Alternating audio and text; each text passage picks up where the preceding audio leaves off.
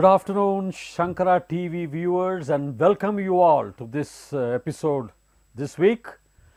And so I had left about the meditation techniques and meditation principles and the representation of a meditation through analytical geometry, and we saw how the quantum state of mind is between those two bell-shaped curves when thoughts enter our brains, and the fundamental aim of meditation is to achieve the quantum state of mind, which is thoughtlessness, because at that point you have or you get or you attain what is known as a beautiful liberation or the guidance from cosmic forces. They start entering at that stage, which could guide you, which could give you the proper intuition. And that was what that was recorded by the famous French judge, a writer also, when he went to Kashi and saw an yogi doing supernatural feats, and the yogi told him that swa adhyaya nityau ukta syat ambarat avatarati deva. Ambarat, from the sky, avatarati, come down the devas. The devas get down from the skies if you meditate. Swa adhyaya nityo yukta syat. That means the yogi says that he is able to contact supernatural powers through meditation. Simple logic. And the fundamental verse which we saw was in Kaivalya Upanishad, Madhye Vishadam Vishokam. In the middle, in between, Vishadam Vishokam. You will get a clear Vishadam Vishokam, a griefless stage. So these are all the fundamental which I went back just now, the flashback of my earlier episode, and the point is, I had emphasized that intuitions per se cannot be same to all. There is nothing called a set pattern of intuition for all. The intuition for every man varies, depends on his mental power and his connectivity to the cosmic forces. That is what I would really put in. Why? Because as I told you, the intuition some have is natural and inherited, like the famous scientists like Einstein or Eddington or Edward Hubble, or the famous entrepreneurs like Henry Ford or Andrew Carnegie or Bill Gates or Steve Jobs or our Ambanis or Tatas or Birlas. For these people, they have the natural intuitions which they may or may not have realized that they have a natural intuition, but these intuitions guide them in a correct fashion. They guide them and correct them to the right path. But for some, we have to receive intuitions through induction method. We have to induce ourselves to receive those intuitions. And what is that method? The method is meditation. Only through that quantum state of mind you can get that inducements. You see, one classic example I would again give it to you from physics. In uranium-235 atom, some naturally disintegrate and give out energy. It is called natural decay. They naturally come out and give out energy. They decay, they disintegrate and give out those energies. But for some, you have to induce them to give out that radioactive energy. That is why they use those which are used in nuclear power plants or nuclear bombs. You have to induce them to give out that energy through the process called fission. You have the fission and the fusion. So the fission is by induction, by inducements. How do you do that? I have already told you that every atom has got inside a nucleus which consists of protons and neutrons, and outside they are, which is the yolk of the, something like a yolk of the egg, and outside that yolk, outside that nucleus of an atom revolves the electrons. Now in an atom like uranium-235, it has about 92 protons and 143 neutrons. The neutrons are more in number than the protons. So they are imbalanced, they are not stable atoms, and so they have a tendency to disintegrate, decay naturally. But under induction method, under inducements, if you bombard those nucleus with further neutrons, further they become imbalanced. So they give out that radioactive energy. So you induce, but some they have naturally, they give out those radioactive, but for some you have to induce them by bombarding with neutrons. See, in the same way are we have to be, some give out natural brilliance by inheritance, by their genes. There is no answer for that. There is no answer why they are naturally giving, but some can be induced. Just like you bombard neutrons on the nucleus of an atom to give out a fission, we have to induce ourselves, and that process is only through meditation. When you induce yourself through meditation, you reach that quantum state of mind. Quantums, I have already told you, is a subatomic stage of mind where you get merged with a unified field, where everything is the same at Planck's dimension. Nature at Planck's dimension is same. Nature at Planck's dimension is equal to nature at that infinite energy level before pre-inflationary period. Pre-inflationary period is at the stroke of a Big Bang or before the Big Bang.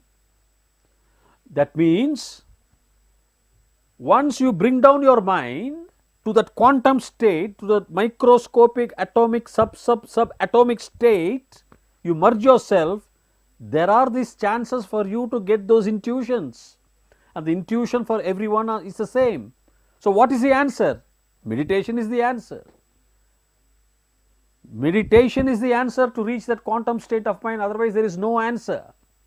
And meditation is, you have to use your mind, you have to use your brain, you have to use your thought processes. Otherwise, where is the answer? Not by jogging, not by swimming, only by your mind. Even when somebody jogs and he gets a flash of an idea, that means his mind has worked more than his body.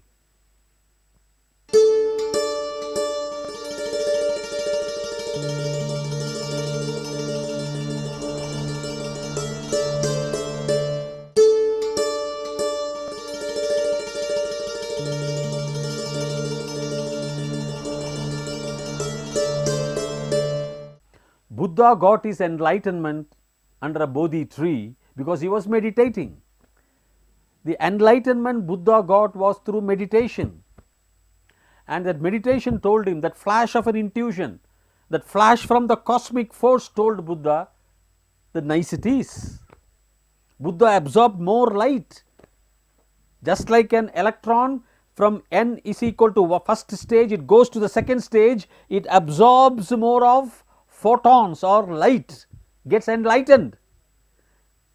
Just like an electron getting enlightened, Buddha got the enlightenment.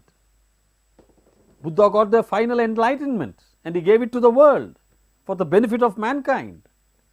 So the enlightenment happens only through your meditation process, and there is no other process absolutely whatsoever. That means you have to train your mind. The mind gives you everything. The mind gives you the infinite power. As I have already told you, when one infinite dot can create the universe, how many infinite dots you have in your brain? How many infinite universes you can create? This is alarming. The potentiality is alarming. The point is, through our negative thoughts, we coat them like a cow dung being thrown on a diamond. For terrorists, they coat it with steels and bricks and cement and mortar, so that you have to bring a big plow and a crowbar to break it. But for an ordinary man, there may be sand, dust. Clean the sand and dust. It is easy for an ordinary man to achieve that quantum state of mind, and on which you click, you connect yourself to those cosmic forces. It depends, the duration, the length, the time it takes for you to connect to the cosmic forces depends on the coatings you have already had by your own self through the process of your life. Therefore, the fundamental point is mind is that very, very powerful equipment, the satellite which beautifully receives and sends the signals. Not only those intuitions, the intuitions which I spoke to you, the intuitions which can be inherited and the intuitions which can be induced, which we can really work out for and obtain for our natural, the natural process of life. These intuitions are absolutely required for our successes in our lives. It is not only the hard work. An ordinary cartage, a coolie gentleman, a rack picker also does the hard work. The man who carries weight sacks of food grains or sacks of material on his back on a hot sunny day, does not he do the hard work? There are people who meditate or sit in their offices in a comfortable place, and they are very successful when compared to these cartage coolie factory workers. Are not these workers who work on the field, the farmers, the drivers who drive the trucks 24 hours a day in the nights, hauling goods from one part of India to the other part, are not they hard working? No, it is not the hard work alone. It is the hard work based on your intuition that leads a person to success in whatever fields he desires for. Hard work is one variable, you have to multiply it with your intuition. The intuition multiplied with hard work is the final output O, is the final output Y, equation of a straight line we say, but here it is a product of your intuition multiplied by your hard work. Without one, the answer would be 0. If 1 is 0, the answer is 0. Therefore, the very important concept for intuitions is, firstly, there are no other there is nothing called standard intuition, standard for everyone. Intuitions depends primarily on your meditations, on your calming your mind, silencing your mind, sitting peacefully in a vivikta deshe sukhasana staha, and then with madhya you will reach the status of separation of those two, what is known as the bell shaped curves for a longer time and for a longer distance. It depends on that. And one man's intuition is not yours, and you need not follow the other man's way of conducting his life for your success, especially in the field of science or in the field of entrepreneurship or in the field of finance. You will have to develop your own intuition, and to develop your own intuition you will have to meditate. There is no answer to this logical conclusion. By meditation you also develop what is known as some concentration.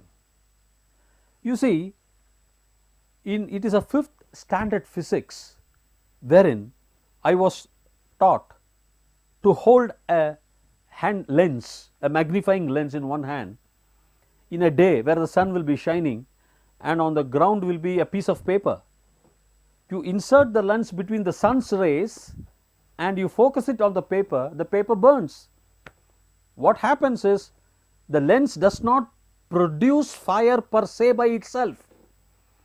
The lens just concentrates, receives the sun rays and then collects, assimilates like a laser beam, focuses the same on the point of the paper lying on the ground and gets a collective aggregate more heat, and the paper burns.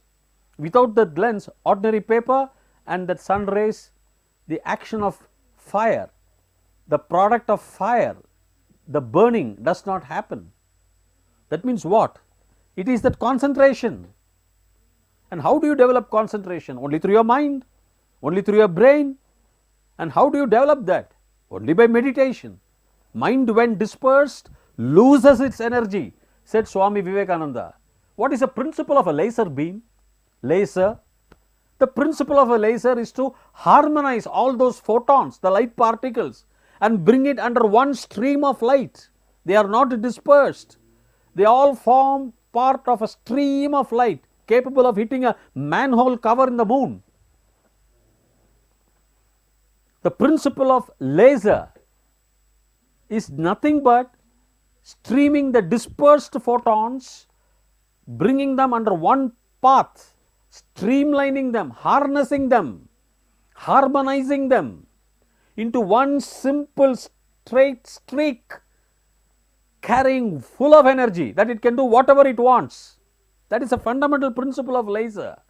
Otherwise, laser by itself is not manufactured. Whatever is available in this vast universe is concentrated into a single stream of light. This is what you are doing. Meditation helps you to concentrate. I have seen some persons during telekinesis, that is, they can bend the spoons. Bend the spoons means concentration of thoughts. Thoughts concentrated on those spoons. The spoon bends, that's called telekinesis. There is a very beautiful example in Chandogya Rishi which the Rishi had given in chapter 231. The Rishi says, Varshati ha asmai varshayati etati evam vidwan vrishto panchavigum sat sama upasate. Varshati ha asmai varshayati. Varshati means rains. Ha to him, asmai to him, varshayati. Etati evam vidwan vrishtau rains, panchavigum sat, by the five senses. Sama means those senses. Upasate, one who practices, one who worships. Upasate, that means one who meditates, he can cause rainfall. To that extent the Rishi explains. That means what? The fundamental concept is meditation also helps you to concentrate, to give your mind the powerful energy, the inbuilt energy which you already possess. There is nothing called you have to create an energy. You are just harnessing the energy already available with you into a single stream so that you can strike precisely at the manhole cover in the moon. Your mind is so powerful. Your mind is so powerful that you can harness all the energies, and if you concentrate with practice through meditation that it has to happen, it does happen. It is only one of the very finest techniques that is available to us.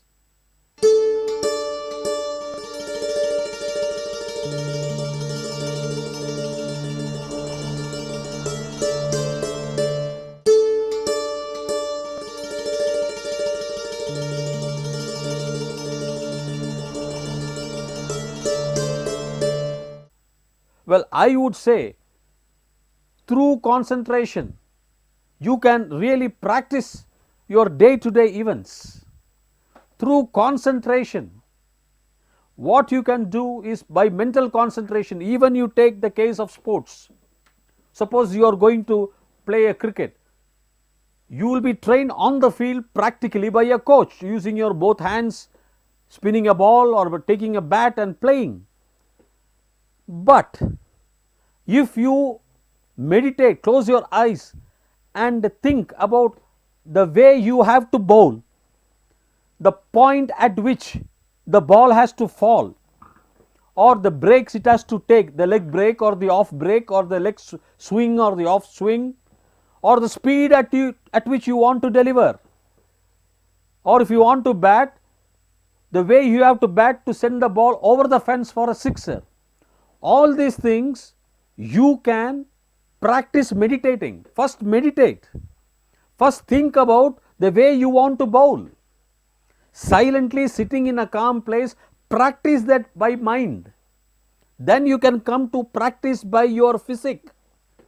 If you practice by your mind that you are going to bowl a beautiful leg break and it is going to hit the stumps, you please practice in your mind at least 15 minutes a day.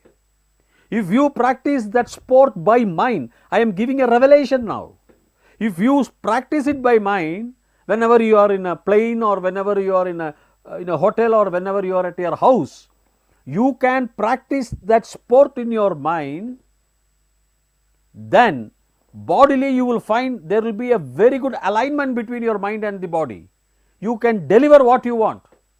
If you want to be the fastest bowler or the greatest spinner and you want to spin the ball in a particular way, you practice it by the mind and then you see. Same with hockey, for the hockey players.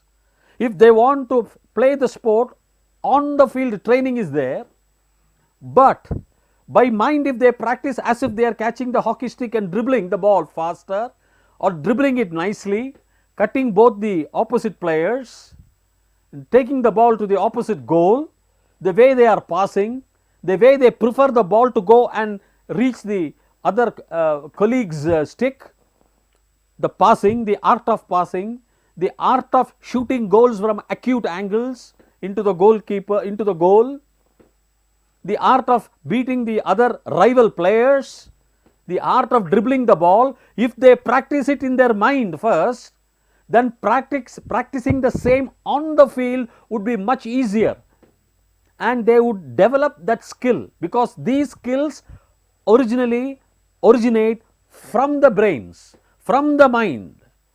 If the mind has the positive thinking that they are going to score the goal, that the way they want, the way they like the ball to be passed by dribbling, the way they like to beat the rival players by dribbling or passing, and the way they like to shoot the goals from acute angles, if they practice in their mind, then on the field their perfection will be very much higher and they can achieve what they thought by mind, because it is a mind body coordination which very few people realize. Simply practicing by your physics may not be enough.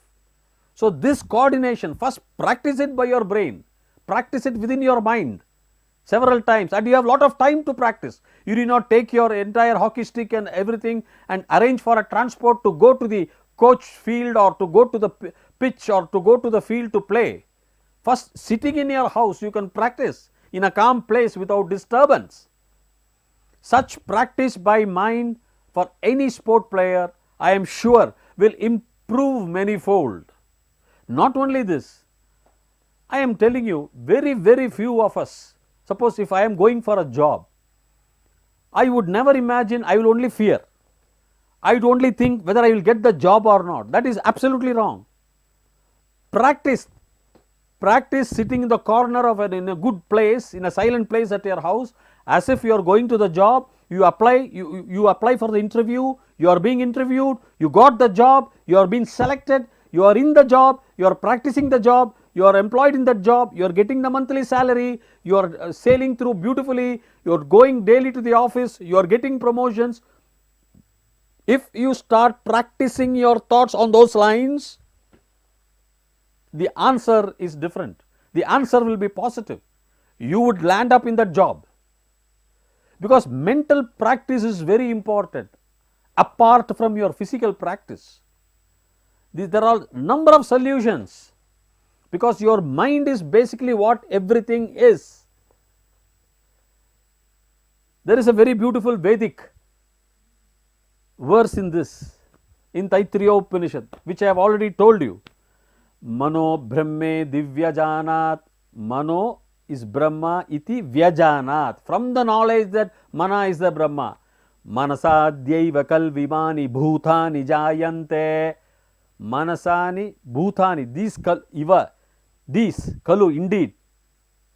Manasena jatani jivanti. What is living is coming from the mind. What is living is going. Manam prayansa abhivishamtiti. Finally they all dissolve. Abhisamvishantiti iti. Thus they dissolve in the mind. Mano brahme divyajanat manasadyaiva kalvimani bhutani jayante manasena jatani jivanti manam prayansa visham vishantiti tat vijnaya. Then having known that, the Bhrigu Munivar asks his father Varuna about Brahma, and Brahma says, Mano Brahme Divyajana. Mana is the Brahma. Have that knowledge. Manasena Jatani Jivanti. From the mind only all these living things are living. all these going things are living. So, what it means, even the Veda says manaha.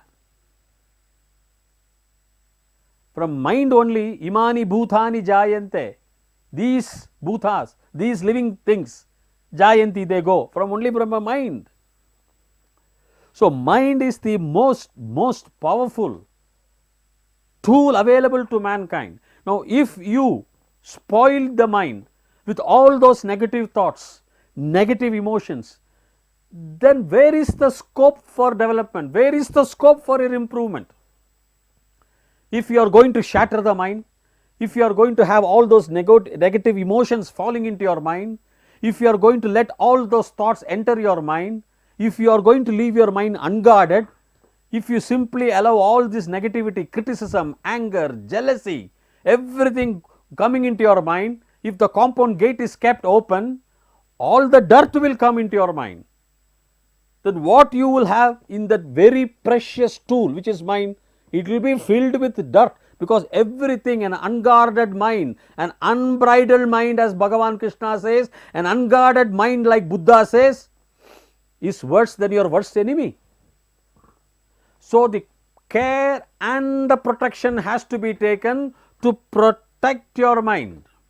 If the mind is not protected, if it is left unbridled, the precious tool, the precious asset available to mankind is summarily dismissed, is summarily destroyed. We ourselves are responsible to destroy the precious God-given asset by ill thoughts, by negative emotions, by dirty emotions. So, who are we to blame? We have to blame ourselves. Mind creates the imagination for you. See, when I talk of this imagination, all of us know that Wright brothers, who invented aircraft, saw birds flying in the air and they thought we will also fly in the air. So, they created the aircraft by imaginations. Similarly, when I was young, I used to see a magician on a glass, seeing the magician would see on the glass how the princess is walking some few thousand miles away, or the prince is there, or how the king is there. Whatever it is, this episode, as it is nearing time, I shall close this now and continue with this in my next episode. Thanking you.